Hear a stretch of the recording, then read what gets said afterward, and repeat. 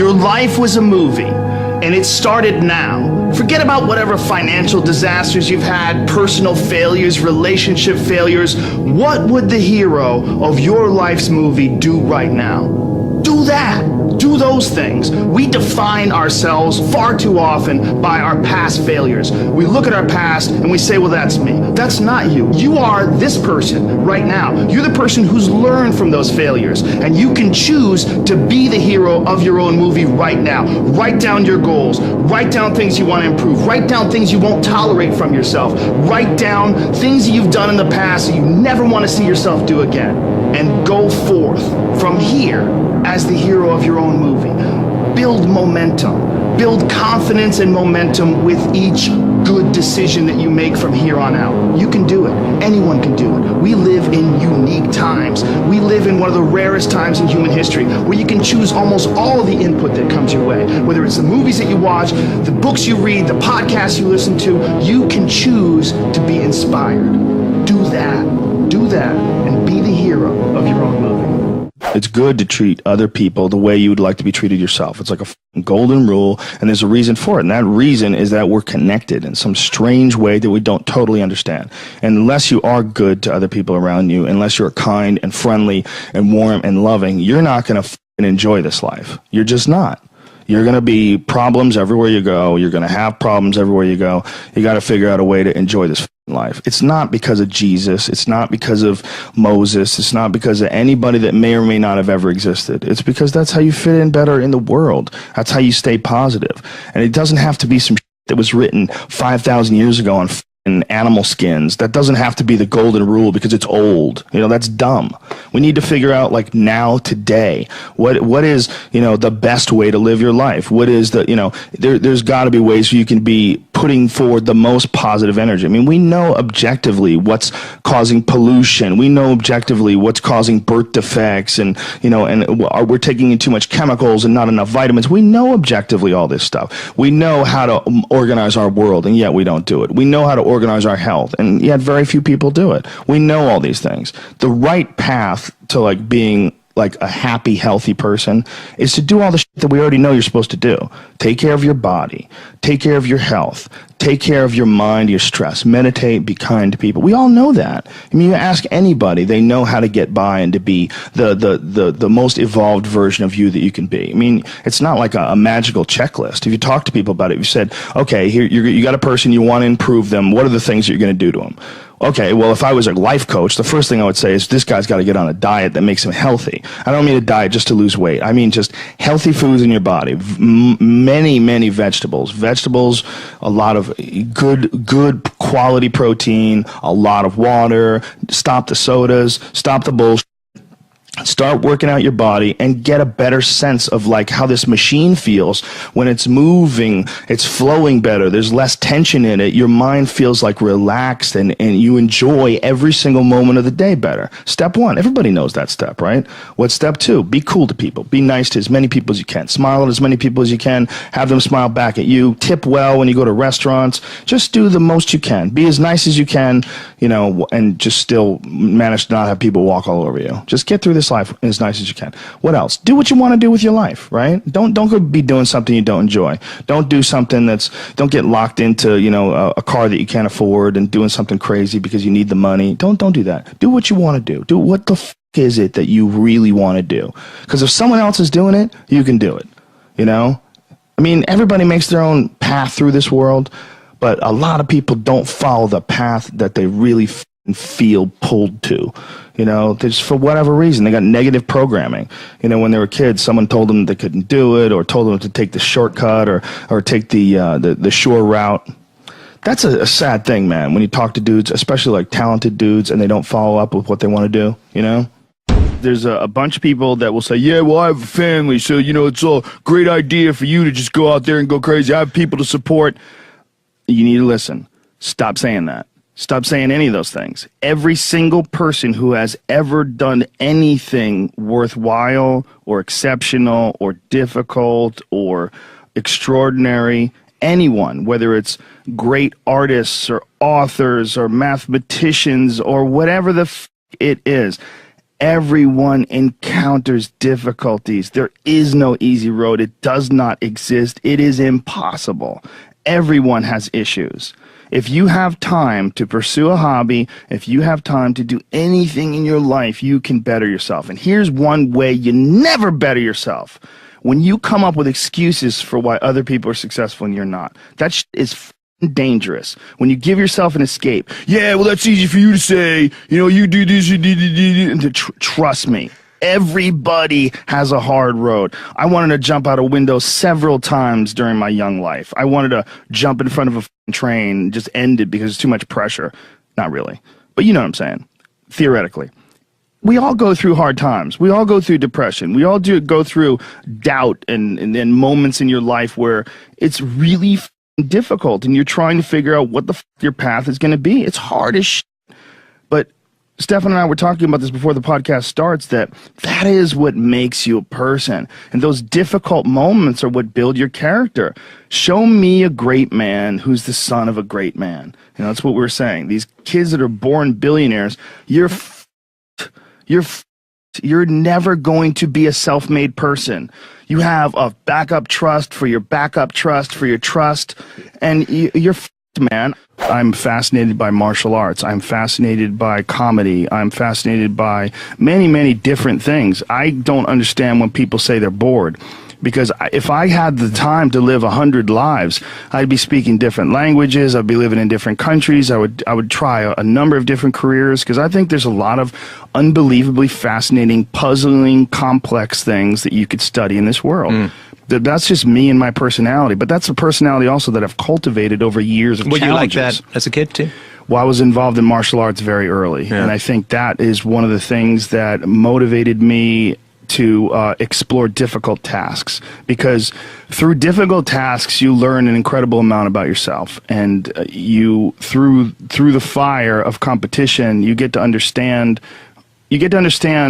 motivation, you get to understand the resistance that you have inside your mind to doing hard work, you get to understand the rewards of discipline. Like, you don't truly appreciate relaxation unless you've worked hard, and that is the yin and the yang of life. And I've said this to the point of people getting sick of it, but one of the worst decisions a man can make, I can only speak for men, obviously, is to be comfortable. I don't think you should try to be comfortable. I think what you should try to do is try to earn comfort. And if you can get a day off where you've worked hard and you've accomplished goals, that day off will be so sweet. When I work hard and I sit in front of the TV, I enjoy the shit out of it. I put my feet up, I have a nice drink, you know, I enjoy my free time. Chairs that nids your back or something like that? I do have one of those. Do you really? Those are great. They're great, right? Yeah. I don't use it that much though, honestly. I'm more of a workaholic than I should be, probably. If the balance was, I probably should relax more than I do, but I never feel like I earned it. But that's part of the reason why when I do feel like I earned it, I can enjoy it. It's because I am more connected to the idea that I need to accomplish things, and it's not like for anybody else's benefit other than my own, or anybody else's approval other than my own. When I have a task, whether it's today I'm going to write 1,000 words, you know, or 2,000 or whatever the number is. If I don't do that, I write things down. Like, I'll write down a list of things that get accomplished that day. And if I don't accomplish that, I'll get sick. Like, it'll drive me crazy. If I can't fill out that list, that drives me nuts, you know. But that's what led me to be a championship level martial artist. That's what led me to achieve it's like that. It's the reinforcement of those goals, like understanding that you can achieve those goals. It's going to be difficult. You're going to push through the difficulty, and then you're going to understand what difficulty truly is, and how much of it is just mental, how much of it is just in your mind, this adversity to difficult task or to struggle. You know, and a lot of people have that. They're scared. They're scared of complications. They're scared of failure. Failure is a big one that people are afraid of. But failure is one of the most important things you could ever have as far as like the motivation to do things differently. One of the reasons why I think that I'm good at friendships and relationships is because I've failed at them in the past. One of the things that I'm good at comedy is because I bombed on stage. One of the reasons why I'm good at work is because I've been a worker in the past, and I know the feeling of failure, the feeling of shame, of being like a weak, non-motivated, lazy person. That's a weak feeling. It's you don't respect yourself. You know, and I have this phrase that I use all the time to people to try to motivate people. I say that be the hero in your own movie. Pretend that if your life was a movie and your life started now, what would the hero do? What would the person that you respect do? What would the person that you admire, a person that inspires you, what would they do? Well, do that and if you do that, you slowly build momentum. You like, today I did what I wanted to do. Today I started a class in yoga. I did this. I did all these things that I was saying I wasn't going to do, and now I feel momentum. And momentum is a very important point in people's lives. That's why some folks don't like to take days off, because they feel like they're losing momentum and they sort of have to restart the wheel up again after a vacation. You know, and there's a lot of folks that live life on a cushy cloud of marshmallows and bullshit, and then one day something goes wrong. And I mean, that's why spoiled kids are so sad. Like a spoiled young boy is one of the saddest things ever. A young boy that becomes a man and can't take care of himself, and his dad has to keep on rescuing him. His dad has to keep on bailing him out of situations and giving him money. I've met guys like that, and that is a crippling affliction when they don't have the character themselves to be able to get by in life. They constantly need someone to help them and bail them out. Even as a grown man, I've met guys in their 40s that still need help from their parents. I'm like, what the f, man? You're never going to get it right, because somewhere along the line they didn't face enough of the adversity to realize that there's sometimes you just got to get up and get shit done. There's sometimes where you have to pull yourself up and you have to push forward even if you want to stay in bed. And if you don't do that, and you just keep calling on your daddy, and your daddy keeps rescuing you, you never develop those tools. You never develop that ability to recognize what you're doing wrong with your life. Because you're soft, you got a cushiony, you got a safety net for your safety net. If you had a kid, obviously you do have a kid, but say if you had like a 20-year-old and he's just a doper, where he wake and bakes and doesn't get anything done, he's just always like hanging out with his friends and playing video games, and he's just a loser. Yeah. I wish there was a way you could show someone like that, like, I know that you're getting some comfort and satisfaction out of just laying around, doing nothing, eating, getting fat, but your life would feel better and richer if you had a goal, you chase that goal, you accomplish some things, and you would get this boost of confidence, you'd get this boost of self-esteem, like whatever it is that you're into doing. Maybe you're into drawing comic books, maybe you're into making pottery or sculptures, but find whatever the f that is and pursue that instead of doing nothing. Like the people that are doing nothing, those are the real people. I mean, look, doing something might be as simple as like that Alex Honnold guy. He just climbs rocks, but he's world-class rock climber. Though. It's something. And it's also a goal of his, and he's also the best at it, right? Yes, yeah. But those people who smoke pot all day and do that, those are also the guys who hate on Joe Rogan for being in shape. You know what I'm saying? Or being disciplined. Or get on Kevin Hart's Instagram and hate on him. You know what I'm saying? Because they don't, it's their own insecurities. I see what you're saying. But I would assume they would get motivated by seeing other people do something with their lives. Like that should be motivating, not but if you grew up with losers and you're around a bunch of people with shitty attitudes, especially if it's in your household, I was very lucky that both my mom and my stepdad, they're the least hater people I've ever met in my life. They're just not haters in any way. Like if someone's doing well, they're always like, wow, look at this guy, or like, wow, look at her, or wow, look at him. There was never any hate in my house in terms of other people's success. But if you grow up with a dad and your dad's like, yeah, all these rich assholes, this he thinks she's a badass, and this, you know, there's people that look at other people's success, and instead of saying, wow, that guy did a lot of work, like the way I'm a successful person, but the way I look at Kevin Hart, he exhausts me.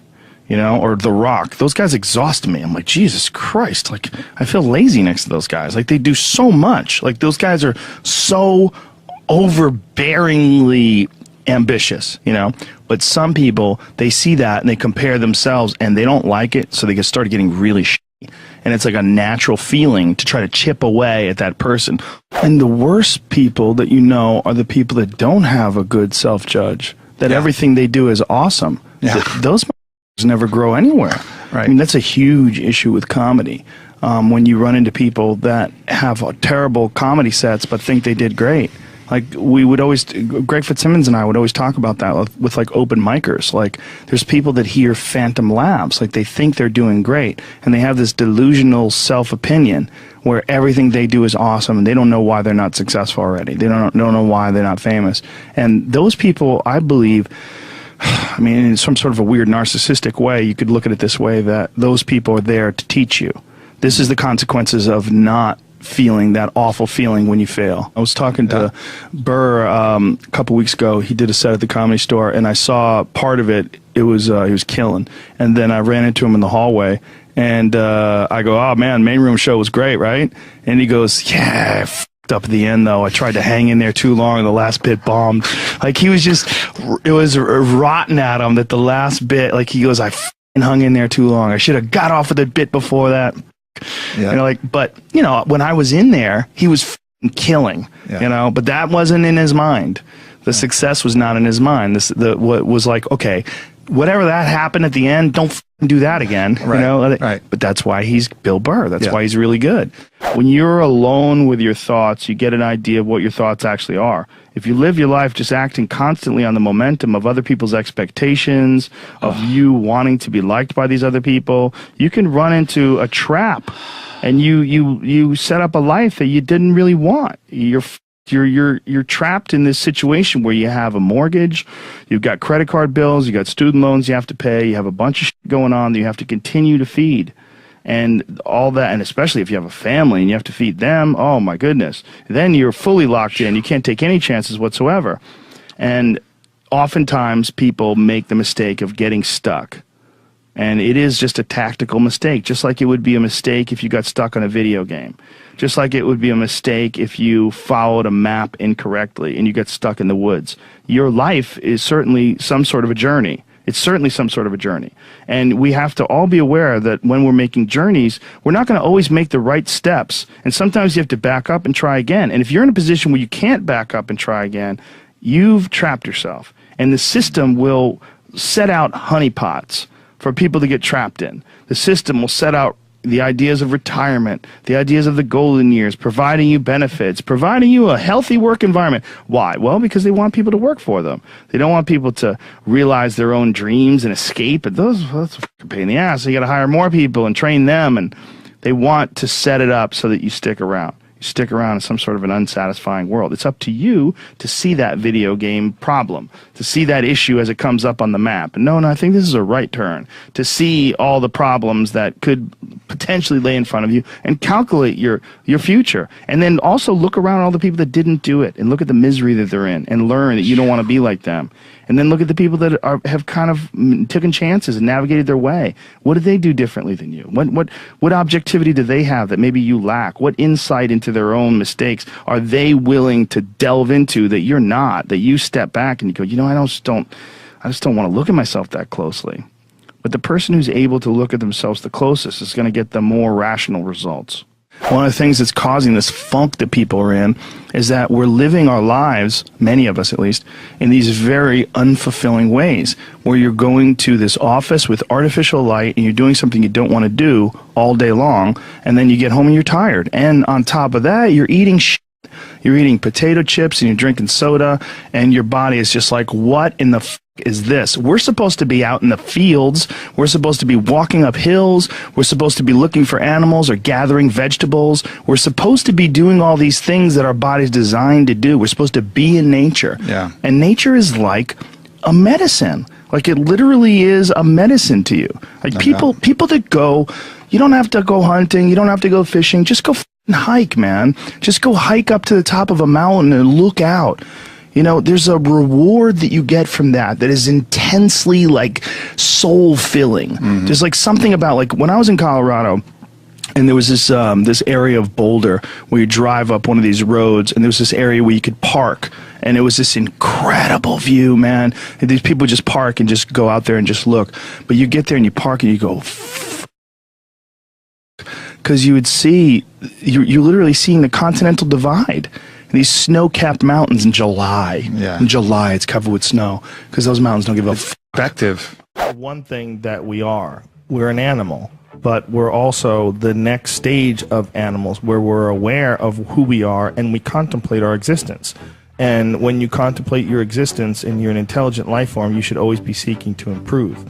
If you're always seeking to improve, the thing that you look at is like, what has brought me the most positive results? So it's kindness, friendship, the connection with human beings on a very positive level, where you like build up like a trust, and you have warmth and friendship, and you root for each other, and you share in each other's bounty, and you build together.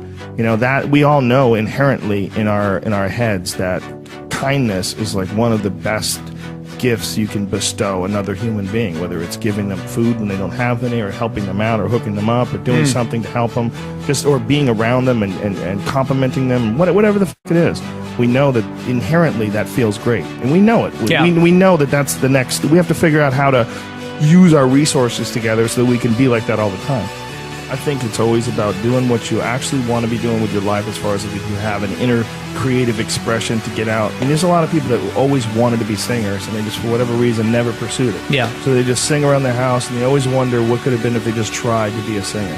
That's one form of, that could bum you out. That's one form of a roadblock in your life. The depressed feeling that you didn't try to reach your potential. You didn't go after what is intriguing to you. Like, we all have almost like a beacon that pulls us in a certain direction. For some people it's nursing, some people it's construction and architecture. Being a parent for some people. For us it was stand-up. Yeah. You know, it's really simple. Yeah. And it's like, there's something, the happiness that's involved in pursuing your inherent desires is unavoidable. I mean, it's not. It's unappreciated. It's underappreciated. People think, well, all you have to do is find a career. Yes, all you have to do is find a career. But I guarantee you there's one out there that you really, really want to do.